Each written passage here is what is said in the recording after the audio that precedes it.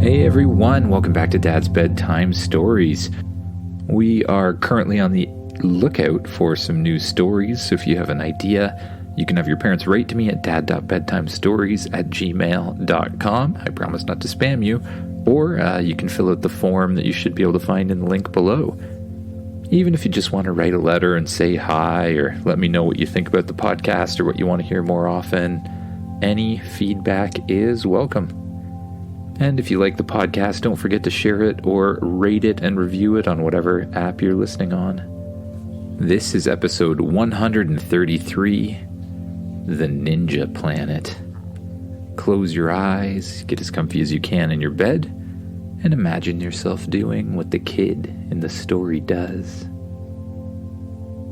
Imagine yourself standing on spaceship as it flies through space. You can feel the hum of the engine underneath your feet as it travels at super hyperdrive. Before long, the ship jumps out of super hyperdrive and you see a lush blue and green planet below you. You get in the control seat and you fly spaceship down towards the planet. As you descend, you push through the atmosphere. Then you pierce the cloud barrier and fly down below the planet. Spaceship, where are we anyways? We are on a ninja planet. What do you mean we're on a ninja planet? We are on a planet where all of the inhabitants follow the way of the ninja, Spaceship explains. There's a planet where everyone's a ninja? Are you sure? Yes, Spaceship says. As I have explained before, in an infinite universe, there are infinite possibilities. Every planet that could be is. Alright, well, let's go have a closer look at this ninja planet. You fly high above the ground below. You pass over fields and forests, winding rivers, until you come to a mountainous area. Tucked between the peaks of two large mountains is a huge community of ninja. It looks like a giant Japanese-style castle. It's absolutely amazing. Spaceship, go into invisibility mode, you command. Understood, Spaceship says. You see a flicker of light around you as the ship shifts into an invisibility mode where no one around can see it. You fly the ship closer over the ninja community and look down on what's happening below. You see tons of ninja all wearing uniforms with dark hoods, swords, nunchucks, ninja stars, all moving around below you and training and living life. Spaceship, I want to get a closer look at this. Understood. I will search for a secluded place. May I suggest wearing a costume? Asks the ship. Yeah, that's probably a good idea. I do want to fit in. What do you have in mind? I can reprogram your watch to have a ninja armor mode. Put it in this slot. A slot opens up on the control panel. You take off your watch and you place it in the slot. It's sucked into the ship. You hear some beeping and booping, and you even see a strange light emanating from the place you put the watch. And then the hatch opens again and the watch pops out. You put it back on your wrist and you see a new button on it. Ninja mode. You press the button and suddenly out of the watch, dark black armor folds out around your arms and your legs, your body, and your head. It covers you in armor that makes you look exactly like the ninjas who are training below. You have swords, nunchucks, ninja stars, everything you could possibly need. You gave me swords, you say to Spaceship? They are stun swords, Spaceship says. You pull one out of your back and examine it. It's very strange looking. It's a metal sword, but instead of a sharp edge, it has something that almost looks like an electric blue energy blade. They are designed to stun people you hit them with. We must keep morals in mind here, Spaceship explains. Good point, I guess. The spaceship lowers you down towards the ninja base. It finds a secluded area covered by trees, still invisible, of course, and lands the ship in the field.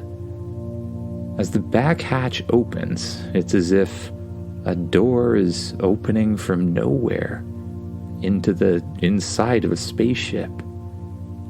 You walk out and the door closes behind you. Spaceship shrinks in size to follow you closely. You begin to sneak around the ninja base. You explore the intricate labyrinth, peering into every nook and every cranny. Everywhere around you, ninja are training. Some are practicing kata, which is almost like a dance, except instead of dance moves, they use punches and kicks and blocks. Others are locked in silent duels. Their movement almost looks like a blur from here. They're moving so quickly. You can hear the silent whispers and quick breaths, soft thuds as their feet hit against wooden floors and kick punching bags. You hear the swoosh of their weapons as they slice through the air. Then, as you walk around a corner, you run into two giant ninja guards. "What's this then?" one of the guards says. "Who are you?" I'm me. Just a normal, everyday ninja, you say. A normal, everyday ninja wouldn't say that, the guard says. "Remove your mask." "I don't want to do that. I'm allergic to the sun, you see. I'll burn if I can't remove it now, or I'll do it for you," the guard says. Reluctantly, you press a button and your mask folds out from around you. "You're no one I've seen before. Come with us." The guard grabs your wrist and leads you with him down the hall. Before long, he presents you to the grand hall. It has a huge ceiling. It's basically a big throne room. At the far end, you see a beautiful throne with the man sitting on top of it, the Ninja King. He gazes at you silently for a few moments. Then he stands and approaches you. His eyes look deep within you. "Speak, stranger," he commands, his voice echoing through the vast hall. "Who are you, and why are you here?" You share your story, explaining your interstellar journey, your magic spaceship, and your curiosity about the ninja culture. The king listens and nods, but it's as if his gaze sees right through you. "Your journey has been long and fraught with danger," he says. "Well, I have the ability to see deep within people, and we welcome you as our guest, not our intruder. Welcome." He reaches out his hand and you shake it. Over the next few days, you begin to learn the ways of the ninja. You stay as a guest in the ninja base, and the king assigns one of his best teachers to train you. You spend days learning kata, practicing your punches and kicks, sparring, and before long, you're really getting the hang of it. Unfortunately, one day in the middle of your training, you hear a strange screeching sound coming from the sky. All of the ninja leave their training to look up and see what it is. "A dragon," one of the men says. "Prepare yourselves." You follow the creature as it flies through the sky, its scales glinting in the sun. The dragon begins to attack the castle and shoot fire at people around. And as it gets closer, you realize that this is your chance. You know what you have to do. You just think about flying and your spacesuit does the rest. It may now look like ninja armor, but it still has the same functionality you've always had. You fly high up in the air, and you head to face the dragon, pulling the shock swords from your back. You quickly begin to dart around the dragon, striking wherever you get the chance and shocking him back. You move quickly around him like a blur, dodging all of his attacks and trying your best to fend off. But in the middle of the battle, you notice something. Something is stuck in the dragon's side. It seems to be pulsating with a dark energy that just feels wrong. Then you have an idea. You begin to lead the dragon around and around in circles, up and down, loop-de-loops, and then you stop. The dragon continues spinning in confusion, and you use this as your chance to fly towards him and try to pull out the shard. You quickly latch on to the side of the dragon and grab onto the shard that's stuck in its side with both hands. With all your might, using your legs and arms and every bit of strength you have, you pull and pull and pull until the shard comes loose. And as soon as it does, the dragon just stops and hovers in the air. "Oh, thank you," it says. "That was a terrible thing. That really hurt. I mean, the pain I was in."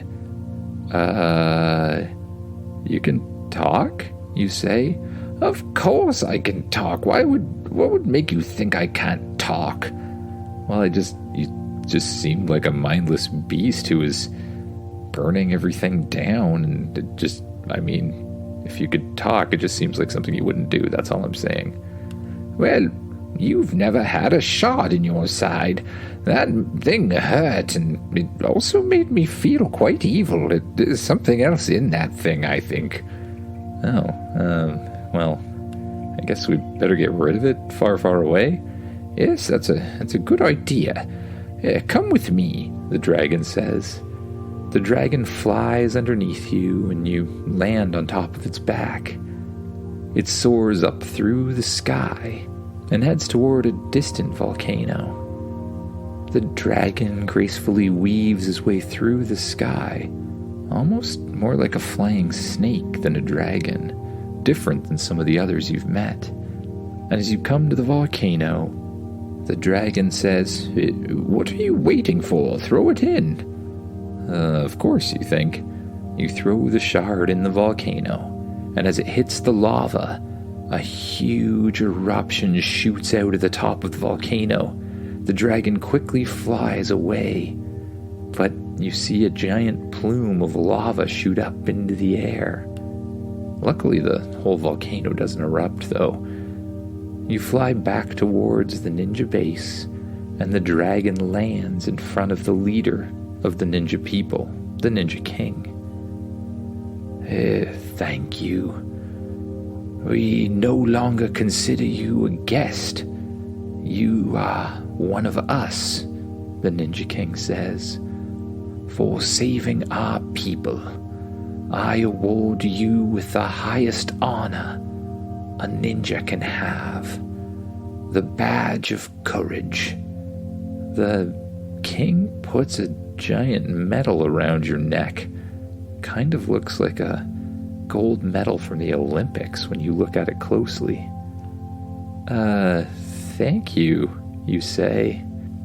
I think I better be getting home, though. I understand. Come visit us any time you like. That's a great idea, you tell the leader of the village. With your armor still on, you fly up in the air and away from the ninja base.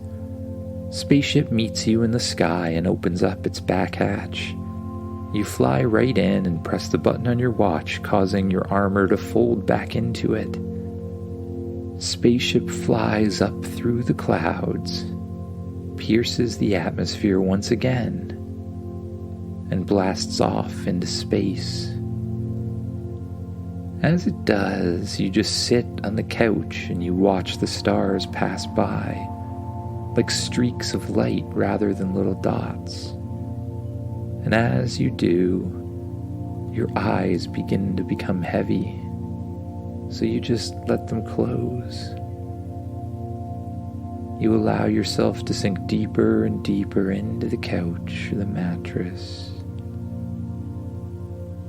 And with each breath, you let go of tension from your muscles and you sink down even deeper, becoming more and more relaxed and allowing yourself to drift off to sleep. Good night, everyone.